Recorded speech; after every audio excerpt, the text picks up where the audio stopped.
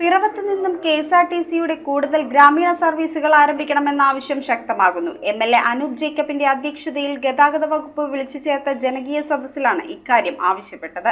Mannathoor, Kalampoor, കൂര്, Vsat, Periyapuram, Vattappara, Edakkattuvayal തുടങ്ങിയ വിവിധ ഗ്രാമീണ മേഖലയിലേക്ക് ബസ്സുകൾ ആരംഭിക്കണമെന്നാണ് ഗതാഗത വകുപ്പ് വിളിച്ചു ചേർത്തിയ ജനകീയ സദസ്സിൽ ആവശ്യപ്പെട്ടത്. കെഎസ്ആർടിസിയുടെ എല്ലാ വിഭാഗം ബസ്സുകളും സ്റ്റാൻഡിൽ കയറണം, സമയക്രമീകരണം പുനഃപരിശോധിക്കണം, റൂട്ടുകളിൽ ചില പ്രദേശങ്ങൾ കൂട്ടിച്ചേർക്കണം, രാവിലെ എറണാകുളത്തേക്കും രാത്രി എറണാകുളത്തു നിന്നും ഇലഞ്ഞി വഴിയും ബസ് ആരംഭിക്കണം തുടങ്ങിയ ആവശ്യങ്ങളും അംഗങ്ങൾ ഉന്നയിച്ചു. എംഎൽഎ അനൂപ് ജേക്കബ് യോഗത്തിൽ അധ്യക്ഷനായി. യാത്രാക്ലേശം പലപ്പോഴും അതിരൂക്ഷമാണ് എന്ന് ഞാൻ പറയാതെ നിങ്ങൾക്കറിയാം. എംഎൽഎ പലപ്പോഴും ഈ യാത്രാക്ലേശവുമായി ബന്ധപ്പെട്ട് പല പരാതികളും കടന്നു വരാറുണ്ട്. അതനുസൃതമായി വിവിധ ബസ് റൂട്ടുകൾക്ക് ആവശ്യപ്പെടാറുമുണ്ട്. പക്ഷേ ബസ് റൂട്ടുകൾ പലത് അനുവദിക്കപ്പെടാറില്ല എന്നുള്ളതാണ്. വളരെ നാമമാത്രമായ ബസ് റൂട്ടുകളാണ് പലപ്പോഴും നമുക്ക് അനുവദിച്ചു വരുന്നത്. കോവിഡിന്റെ സമയത്ത് ഒരുപാട് റൂട്ടുകൾ നിർത്തി, പ്രത്യേകിച്ച് പിറവം, കൂത്താട്ടും ഇപ്പോൾ കേന്ദ്രീകരിച്ച് മൂവാറ്റുപുഴയിൽ നിന്നൊക്കെ ആരംഭിച്ചിരിക്കുന്ന പല വാഹനങ്ങളുടെയും തൃപ്പൂണിത്തുറ അടക്കം കേന്ദ്രീകരിച്ച് പല റൂട്ടുകൾ നിർത്തലാക്കിയിരിക്കുന്നത്. അത് പുനഃസ്ഥാപിക്കപ്പെടണം എന്നുള്ള ആവശ്യം കഴിഞ്ഞ 2-3 വർഷമായിട്ട് നിരന്തരമായി മുമ്പോട്ട് വെച്ചിരിക്കുക. അതിൽ തന്നെ നിലവിലുണ്ടായിരുന്ന റൂട്ടുകൾ തന്നെ പുനഃസ്ഥാപിച്ചെടുക്കാൻ ഇനിയും പൂർണ്ണ തോതിൽ കഴിഞ്ഞിട്ടില്ല. കെഎസ്ആർടിസിയെ സംബന്ധിച്ച് ഫിനാൻഷ്യൽ വയബിലിറ്റി നോക്കണം എന്നുള്ള ഒരു ഭാഗമുണ്ട്. അതാണ് അതിനകത്ത് ഏറ്റവും പ്രധാനമായ തടസ്സമായി വരുന്നത്. പലർക്കും ഫിനാൻഷ്യൽ വയബിൾ ആയിരിക്കണമെന്നില്ല, പക്ഷേ യാത്രാക്ലേശം എന്നുള്ളത് ഗുരുതരമായ ഒരു വിഷയമാണ്. അത് ഫിനാൻഷ്യൽ വയബിലിറ്റി നോക്കി നമുക്ക് യാത്രാക്ലേശം പരിഹരിക്കാൻ കഴിയുന്ന ഒന്നായിരിക്കുകയില്ല. എല്ലാം ചില ഫിനാൻഷ്യൽ വയബിൾ ആയിരിക്കാം, എന്നാൽ എല്ലാം വയബിൾ ആവണമെന്നില്ല. പക്ഷെ റൂട്ടുകൾ അനിവാര്യമാണ്. കെഎസ്ആർടിസി എന്ന് പറയുന്നത് ഈ പൊതുമേഖലാ സ്ഥാപനം എന്ന നിലയിൽ അത് ജനങ്ങളുടെ യാത്രാ പ്രതിസന്ധി പരിഹരിക്കുക എന്നുള്ളതാണ്.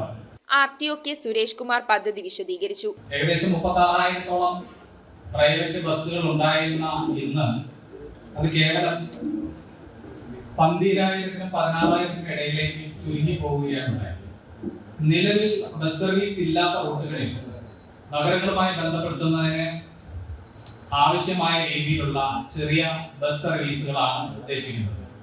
പുതുതായി ബസ് റൂട്ടുകൾ രൂപീകരിച്ചു കഴിഞ്ഞാൽ ആ ബസ് റൂട്ടുകൾ നമ്മൾ ഗവൺമെന്റിലേക്ക് സമർപ്പിക്കുകയും ഗവൺമെന്റ് ഇത് പൊതുജന മധ്യത്തിൽ ലേലത്തിൽ വയ്ക്കുകയും, അതായത് ആർക്ക് വേണമെങ്കിലും ഈ റൂട്ട് വാങ്ങിക്കാവുന്ന ഒരു മത്സര അധിഷ്ഠിതമായ ഒരു ലേലത്തിലൂടെ ആർക്ക് വേണമെങ്കിലും സ്വന്തമാക്കുകയും ആ റൂട്ടുകളിൽ ബസ് ഓടിക്കുകയും ചെയ്യാം. ആ റൂട്ടുകൾ നോട്ടിഫൈ ചെയ്യുകയും അങ്ങനെ പുതിയ ബസ്സുകൾ നിലവിൽ ബസ് റൂട്ട് അല്ലാത്ത നിലവിൽ ബസ്സുകൾ ഓടാത്ത സ്ഥലങ്ങളിലെ കാര്യങ്ങളാണ് പറയുന്നത്. ആ റൂട്ടുകളിലേക്ക് പുതിയ ബസ്സുകൾ പുതിയ സംരംഭകരെ കൊണ്ടുവന്ന് അവർക്ക് ബസ് ഓടിക്കുകയും ചെയ്യാവുന്ന ഒരവസ്ഥയാണ് നിലവിൽ ഉണ്ടാകാൻ പോകുന്നത്. നഗരസഭാധ്യക്ഷന്മാരായ ജൂലി സാബു, വിജയ ശിവൻ, ബ്ലോക്ക് പഞ്ചായത്ത് പ്രസിഡന്റ് സ്മിത എൽദോസ്, പഞ്ചായത്ത് പ്രസിഡന്റുമാരായ പ്രീതി അനിൽ, പോൾ വർഗീസ്, സന്ധ്യാമോൾ പ്രകാശ്, കെ.ആർ. ജയകുമാർ, പി.വി. സ്റ്റീഫൻ, മറിയാമ്മ ബെന്നി, കെ.പി. സലീം, കിഷോർ കുമാർ, ജിൻസ് ജോർജ് എന്നിവർ സംസാരിച്ചു. കോവിഡിന് ശേഷം നമ്മുടെ ഗ്രാമപ്രദേശങ്ങളിലുള്ള ചില റൂട്ടുകളൊക്കെ അവരുടെ സാമ്പത്തിക പരിമിതി കൊണ്ട് തന്നെയാണ് നിർത്തലാക്കപ്പെട്ടു പോയിട്ടുള്ളത്. പക്ഷേ നമുക്കറിയാം, അത് നമുക്ക് പ്രാവർത്തികമാക്കിയിട്ടുണ്ടെങ്കിൽ മാത്രമേ പ്രയോജനപ്പെടാൻ. ഞാൻ പ്രതിനിധാനം ചെയ്യുന്ന കളമ്പൂരടക്കമുള്ള പ്രദേശങ്ങളിൽ ഞങ്ങളുടെ അവിടുത്തെ ആളുകൾ വന്നിട്ടുണ്ട്. ഏറ്റവും വലിയ ആവശ്യമാണ് അവിടെ നിർത്തിപ്പോയിട്ടിരിക്കുന്ന റൂട്ടുകൾ പുനഃസ്ഥാപിക്കുക എന്നത്. പൊതുജനങ്ങൾ, വിവിധ വകുപ്പ് ഉദ്യോഗസ്ഥർ, ജനപ്രതിനിധികൾ, തൊഴിലാളി സംഘടനാ നേതാക്കൾ, സ്വകാര്യ ബസ്സുടമ പ്രതിനിധികൾ എന്നിവർ പങ്കെടുത്തു. News bureau, Piravom. ഈ ഓണത്തിന് ഓഫ് ആകാത്ത ഓഫറുകളുമായി സിറ്റി ഓണം ഫെസ്റ്റ് സീസൺ 2.